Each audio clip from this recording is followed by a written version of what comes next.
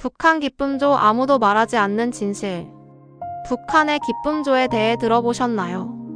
아마 많은 분들이 이름 정도는 들어보셨을 겁니다.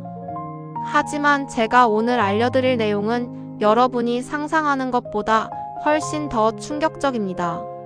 이건 단순한 예술단이 아닙니다.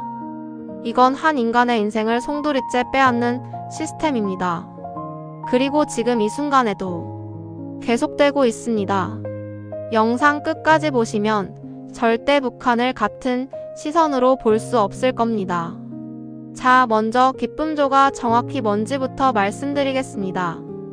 1970년대 김일성 시대에 만들어진 이 조직은 겉으로는 최고 지도자를 위한 예술단이라고 알려져 있습니다.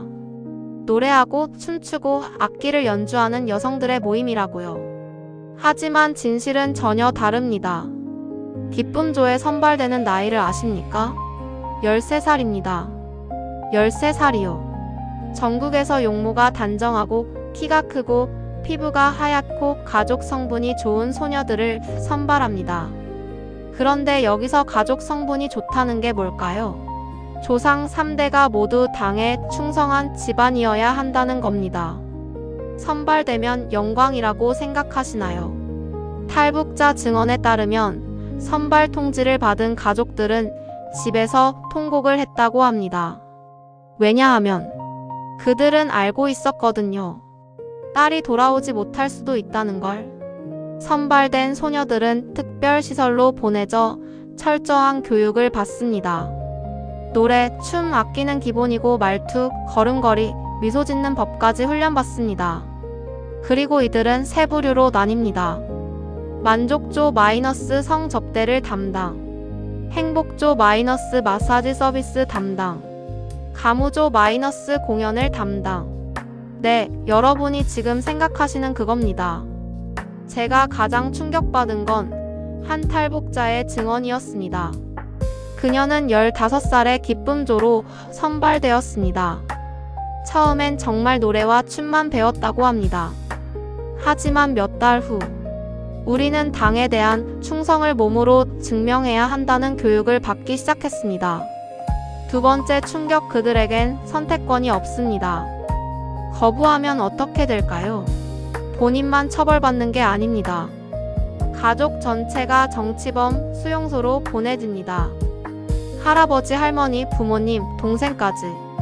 그래서 이들은 침묵합니다. 웃으며 복종합니다.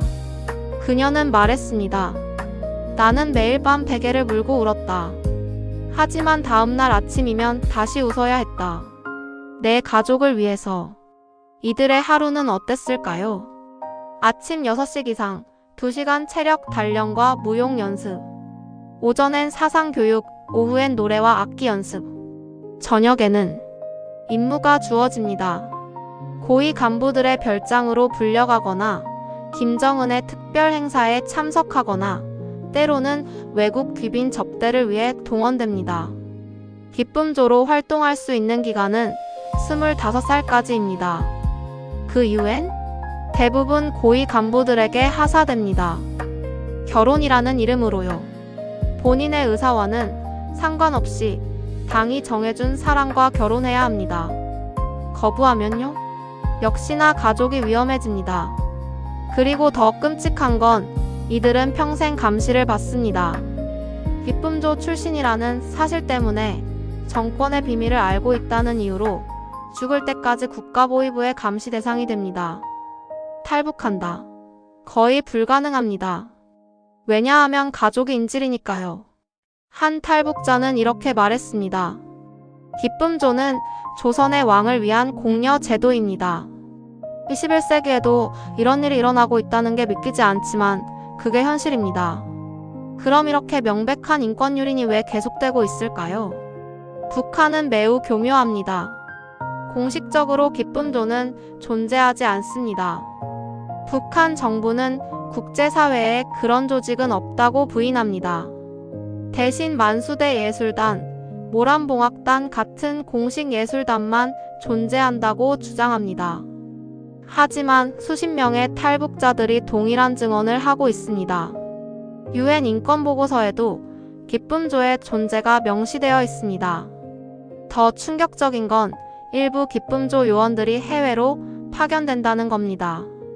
중국이나 러시아의 고위 인사들을 접대하기 위해 또는 북한 해외 식당에서 일하는 예술 공연단으로 위장해서요. 2016년 중국 영빈관에서 일하던 북한 여성 13명이 집단 탈북한 사건 기억하시나요?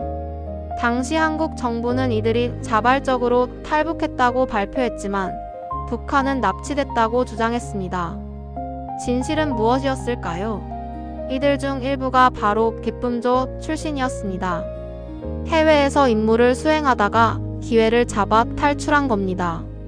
그녀들의 증언은 더욱 구체적이고 생생했습니다. 그리고 국제사회는 충격에 빠졌습니다.